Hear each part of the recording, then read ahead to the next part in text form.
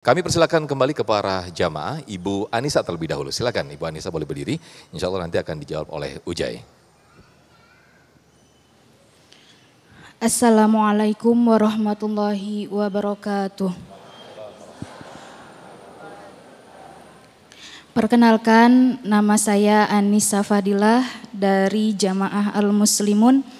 Izin bertanya Syekh, di tengah-tengah gempuran teknologi yang canggih, terjadinya krisis moral, etika, adab, dan juga akhlak.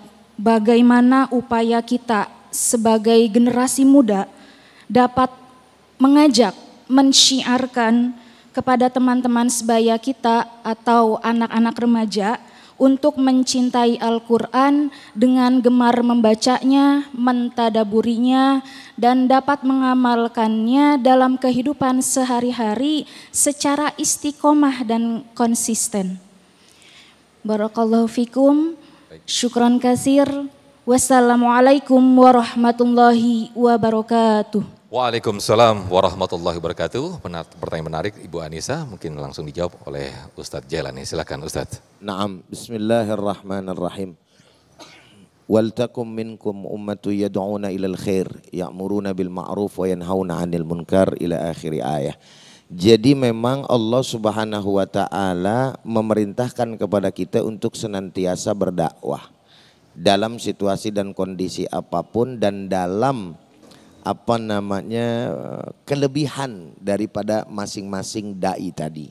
Nah, salah satunya adalah bagaimana kemudian membudayakan atau kemudian memberikan kecintaan terhadap orang-orang untuk bisa menghafal dan juga memahami serta mentadaburi daripada Al-Quranul Karim. Nah, ada satu hal yang penting sebetulnya. Kalau kita ngelihat di Indonesia ini pada umumnya itu sudah ada kemajuan dalam inisiatif atau cinta terhadap hafalan Al-Quran, betul nggak? Udah banyak sekali, luar biasa di Indonesia tuh pesat. Makanya timbul rumah tahfiz dan lain seterusnya gitu kan. Nah, cuma menurut pandangan saya, tapi tidak cukup dengan itu saja, mesti ada ilmu pelengkap yang lain. Nih Indonesia kalau misalkan lagi tren dalam sesuatu, pokoknya semuanya gitu. Jadi dalam masalah apapun tuh, termasuk dalam motivasi beragama. Wah, orang lagi pada ngapal Al-Quran, semuanya mau anaknya hafal Al-Quran. Bagus nggak? Bagus. Masa ya kagak bagus? Pasti bagus. Tapi kadang ada yang terlupakan untuk melengkapi daripada yang namanya ilmu Al-Quran itu. Jadi hafalan Al-Quran itu harus dilengkapi dengan disiplin ilmu-ilmu yang lainnya. Sehingga pada akhirnya Al-Quran itu bisa diterapkan, dijelaskan dengan baik dan benar. Bukan hanya sebagai hanya hafalan saja yang keluar daripada lisan. Yang pada akhirnya dari situ akan memahami bagaimana juga cara mempraktikkan dan mengamalkan Al-Quran. Kita teriak terus gitu, hafalkan Al-Quran, hafalkan Al-Quran. Tetapi bagaimana cara mempraktekkannya gitu kan, ini tidak digaungkan gitu kan. Bagaimana cara mempraktekkannya, kan kudu harus ada ilmunya dulu. Makanya Al-Quran itu sebetulnya orang baru hafal Al-Quran terus 30 juz jago, oh subhanallah. Tapi dalam tingkatan keilmuan itu belum apa-apa. Walaupun saya sendiri belum hafal Al-Quran sih gitu ya kan. Tapi para ulama gitu kan.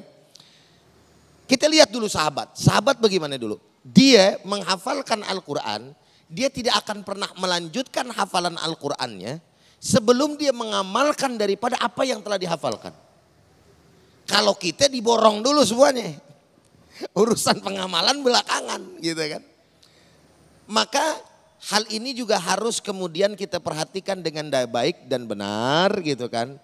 Sehingga pada akhirnya benar-benar Al-Quran itu akan membumi menjadi sebuah praktek di dalam hidup dan kehidupan umat Islam dimanapun berada. Dan kalau Al-Quran itu sudah betul-betul diamalkan, pasti Allah Subhanahu wa taala akan menunaikan janji-janjinya. Contohnya salah satunya apa? Misalnya dalam memberikan kemenangan bagi mereka orang-orang yang berjuang.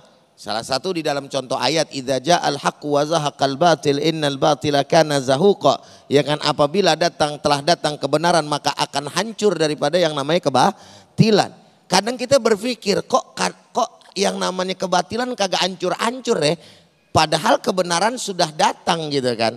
Yang jadi masalah adalah udah benar belum bahwa kebenaran itu kita datangkan, itu persoalannya. Nah, bagaimana cara kemudian mendatangkan kebenaran? Kan mesti paham bagaimana kebenaran itu. Nah, kebenaran itu kita mesti dari mana kemudian kita bisa paham? Ya kalau kita mengerti daripada Al-Quran sebagai kompas daripada kehidupan. Wallahu a'lam.